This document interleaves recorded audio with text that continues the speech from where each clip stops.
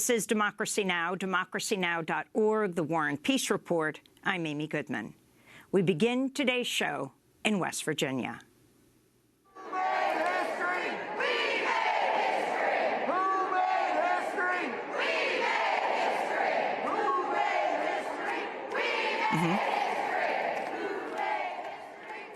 That's the sound of striking teachers in West Virginia celebrating on Wednesday after winning a 5% raise for all workers as they chanted, "Who made history? We made history."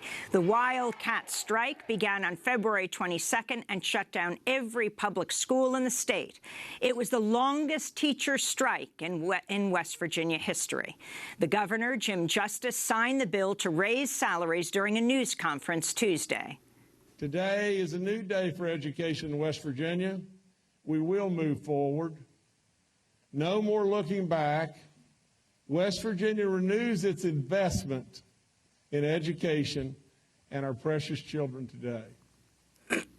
Teachers cheered and sang in the halls of the state capitol in Charleston after the pay raise was announced. West Virginia ranked 46th among the 50 U.S. states for average teacher pay last year, according to the National Education Association. One teacher explained the motive for the strike. It's been very hard because, the teachers have been vilified and they want to be in school just as bad as the parents want the kids to be there. But, this has been going on for so many years, and the teachers finally said enough's enough. While the state's Republican-controlled House of Delegates and Senate were able to reconcile differing bills regarding salary increases, lawmakers have not yet answered teachers' demands for a cap on spiraling health care costs. West Virginia Governor Justice signed an executive order appointing a task force to address the issue. The committee will hold its first meeting next week. The strike in West Virginia has also inspired teachers in other states. On Tuesday, the Oklahoma Education Association announced teachers would go on strike April 23rd if the state legislature doesn't approve pay increases and funding for educational needs. They are the worst paid teachers in the country. For more, we're joined by two guests. In Charleston, we go to Katie Endicott, a high school teacher and union activist in Mingo County, West Virginia. And in Tulsa, Oklahoma, Teresa Danks is with us, an elementary school teacher. She made headlines last year when she panhandled on the side of the road to raise money for schools. She since started a foundation called Begging for Education, dedicated to classroom funding, improving teacher salaries, and fiscal responsibility in Oklahoma. Welcome you both to Democracy Now! Katie Endicott, let's begin with you in Charleston, in the Capitol building there. Can you explain the victory that you've achieved, what you think you've achieved, and what you feel needs still to be done? Yesterday was truly one of the greatest days of my life. We were in the Capitol yesterday. I was here with a group of colleagues, and when we walked in, we fully anticipated that this fight was going to continue. We thought that we would leave and we would come back on Wednesday to the Capitol, and when we found out that the fight was over and that we won, tears were just streaming down our faces. We were overwhelmed with emotion because we won. We saw democracy in action. We saw the power of unity. People from all across the state were coming together, unified with one goal, with one mindset. And we achieved it against all odds. There were so many people who said that we would never get what we wanted. There were so many people who said they would laugh us out of the Capitol. They did not laugh us out of the Capitol because we did not leave the Capitol. And so it was an amazing day. It's been an amazing process to witness and to live history. We know that this is not over. We know that this is just one moment in a much larger movement. And so yesterday on the way home, the talk already shifted to what are we doing next? And so we want to be involved. We're going to be volunteering on campaigns. We're going to be going door knocking for candidates that we believe in. And we certainly do not believe that this is over. We believe that we're just starting. So For people who haven't been following this historic strike, this was the largest Wildcat strike in West Virginia history, one of the largest strikes in West Virginia history as well, the long 9 days. Can you explain what a Wildcat strike is and how this strike progressed? Because there was a point last week when the governor said, we're giving you the raise, and then you stayed and you pulled back because you said it's not what you had demanded. Yes. Striking is actually illegal. We were never encouraged to strike. However, our unions were very supportive of us, and they told us up front, you could lose your job, you could lose seniority. Here's all of the risks, but if you choose to, then we will stand beside you and we will support you. And we decided almost unanimously in my county that we were going to strike. We actually, prior to February 22nd, there were 4 counties in West Virginia who decided to conduct a one-day work stoppage on February 2nd. And we believe that that was the spark that sort of set this whole process in motion. And on that day, like I said, there were people that said, they will laugh you out of the Capitol. And we showed up and there were thousands of people here. And from that point on, it continued. We warned, we told them that we were going to strike. We chanted that here on February 2nd. We said, we will strike, we will strike. And I do not believe that they heeded that they paid attention. And so sure enough, we showed right back up on February 22nd, and we didn't leave until all of our demands were met. But once you struck, there was an agreement that you struck with the governor. And explain what happened with the legislature. Yes. So we, our union leaders met with our governor. I was here that night. It was a Tuesday night, I believe.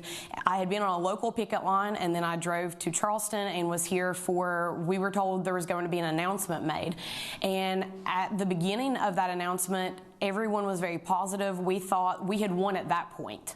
And then when people came out and they started telling us, our union leaders and so forth, when they started coming out and telling us that the governor had agreed to a 5% raise and that PEIA, which is our insurance, it's an acronym for our insurance program, when they told us that that would remain frozen, the crowd immediately started chanting, "See you tomorrow, see you tomorrow." The governor had agreed with union leaders that we would have a cool-off day, and so we were not scheduled to go back to school until Thursday. Our leadership had agreed that we would go back on Thursday in good faith.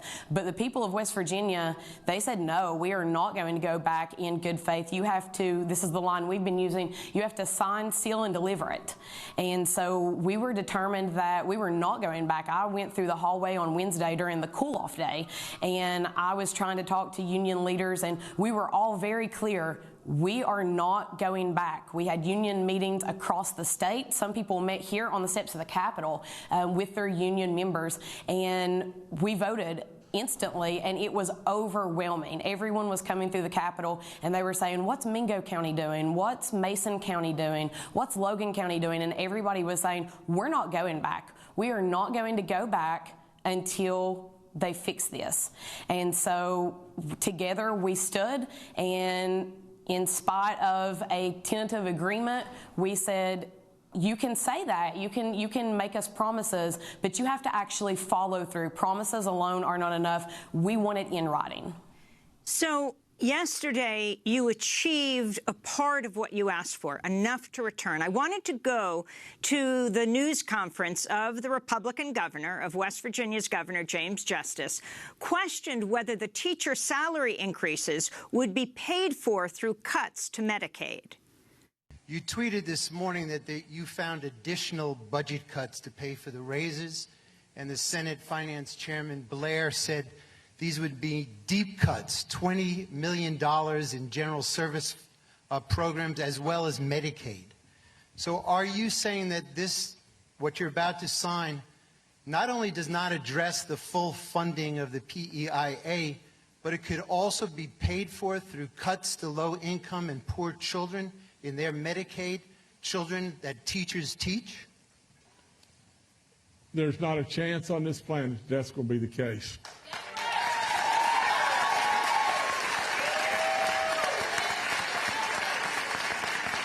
And the reason it's not going to be the case is we have cash ending balances in Medicaid that will absolutely backstop any cuts whatsoever to Medicaid, and we will not let our people that are on Medicaid suffer in any way. So that's Governor Justice. Katie Endicott, your response. Through this process, I've been so empowered and encouraged to see certain ways that the legislative process works. I've also been very discouraged at moments because we have witnessed the ugly side of politics.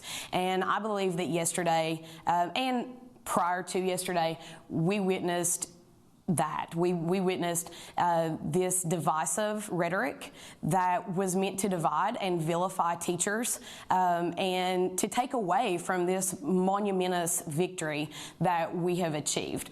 We do believe the governor, we believe our union leadership, that there is no way that Medicaid will lack any funding. It will be fully funded.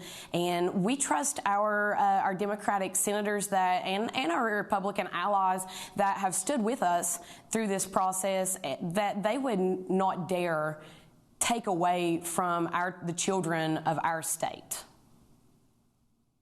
Another clip of Governor Justice. A major point of contention in the negotiations, the teachers' demand for relief from the rising cost of health insurance, as you've described, assessed by the West Virginia Public Employees Insurance Agency, or PIA. Governor Justice announced plans to address the issue during his news conference. You know, we have created the PEIA task force. And you know, I have done my appointments, and we're waiting on some others to get names to us and get it all put together. And it's just like anything else, whether you budget at your house or whatever you do, at times it takes a little longer. And now we're looking at that all the appointments will be in place by Thursday. So, Katie Endicott, this idea of setting up a commission that will look at health care, how do teachers feel about this? We're encouraged by the task force. Initially, we were very skeptical, and we were not ready to return to the classroom just on a promise. However, the executive order certainly helped calm and alleviate a lot of our fears, and so we know that he has put it in writing. We know that this is not a short-term fix, and we know that it can't be fixed within a couple of days. So we wanted to know who would be on that task force. We wanted to make sure that we had representation and that there would be people on that task force that would be speaking for us and that would be our champions. And we believe that we've achieved that. And we are encouraged that there's a date set and that this will come to fruition and that there will be changes made. We do have a freeze in place right now. We did not think that the freeze was enough, but the freeze with the task force certainly helps provide hope for us that there will be a long-term fix and a solution to PEIA. I wanted to bring Teresa Danks into the conversation, third-grade teacher from Tulsa, Oklahoma. I mean, the numbers have ranged, Katie, and when it comes to West Virginia, the teachers get somewhere between, you're like the second lowest paid in the country at 48, 46, really low pay. What do teachers start at in West Virginia, Katie? The average beginning teacher salary is $33,000 a year, and we are 48th in the nation. So this has been a fight, of course, for insurance, but also pay as well.